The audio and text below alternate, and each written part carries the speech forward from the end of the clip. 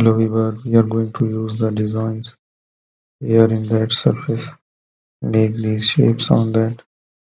So let's make it furthermore, keep on editing, generate new shapes, designs as well.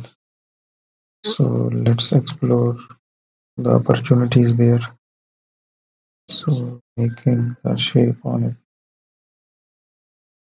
Also we will have that design. There is a further one. Then make a new shape. Let's have it. Again I will pick up this one. That it is. We will use the designs, making the new structure. So there it is.